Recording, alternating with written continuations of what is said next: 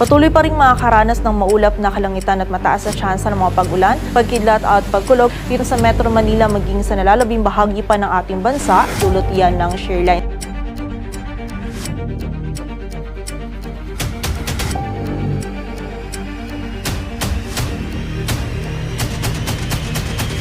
Manatiling may kaalaman at manatiling ligtas sa pamamagitan ng pagbisita sa aming YouTube channel para sa real-time na ulat panahon sa ating bansa. Laging tandaan, maging alerto at iba yung pag-iingat sa banta ng ulan, baha at pagguho ng lupa. Ngayon oras na para marinig mula sa ekspertong meteorologist. Bibigyan tayo ng malalim na pagsusuri sa lagay ng panahon at ipapaliwanag ang anumang mahalagang kaganapan sa ating panahon ngayon o sa mga darating pang araw. At para naman sa lagay ng dagat baybayin ng ating bansa, wala po tayong nakataas na gale warning kaya malaya makapalaot yung mga kababayan natin mga isda pati na rin yung may mga maliliit na sasakyang pandagat. At parang sa magiging lagay ng panahon ngayong araw ng Visayas at Mindanao ay meron din tayong mararanasan ng mga isolated ng mga pagulan, maging dito rin sa bahagi ng Palawan, dulot pa rin ng easterlies at ng mga localized thunderstorm. At parang sa magiging lagay ng panahon, maulap na kalangitan at mga kalat-kalat na pagulan, pagkidlat at pagkulog pa rin ang mararanasan dito sa bahagi naman ng Luzon kasama na dyan ng Metro Manila. Ay ngayong araw ay magiging bahagyang maulap hanggang sa maulap yung ating kalangitan. Meron tayong posibilidad ng mga isolated na mga pagulan, pagkidlat at pagkulog lalong-lalo na yan sa hapon at gabi dulot ng easterlies at ng mga localized thunderstorms. Kaya kapag po tayo lalabas, huwag po natin kalilimutan yung pananggalang natin dito sa mga biglaang pag-ulan na ito.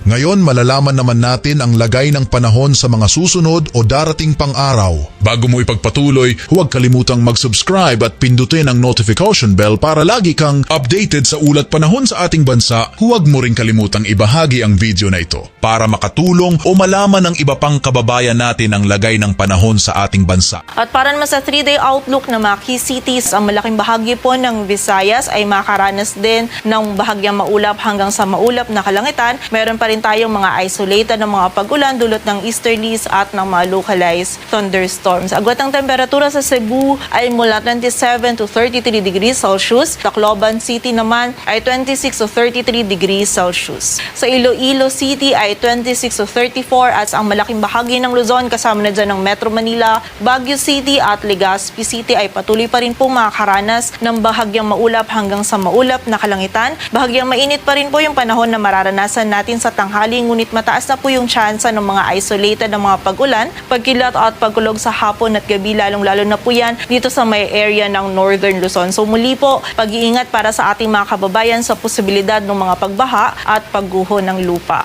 Agwat ang temperatura sa Metro Manila ay mula 25 to 34 degrees Celsius. Samantala sa bahagi naman ng Mindanao, in the next 3 days, kapartikular na din po yan dito sa may Metro Davao, Cagayan de Oro City at Zamboanga City ay makakaranas lamang po tayo ng mga isolated na mga pagulan dulot ng mga localized thunderstorms. Agwat ng temperatura sa Metro Davao ay mula 25 to 34 degrees Celsius. Cagayan de Oro City ay 26 to 33 at sa Zamboanga City naman ay 25 to 35 degrees Celsius. Ayan muna ang ating weather update ngayon at sana ay nakita ninyo ang broadcast na ito na nagbibigay kaalaman at kapakipakinabang. Maraming salamat sa DOST Pag-asa sa pagbabahagi ng kanilang mahahalagang insight o ulat panahon.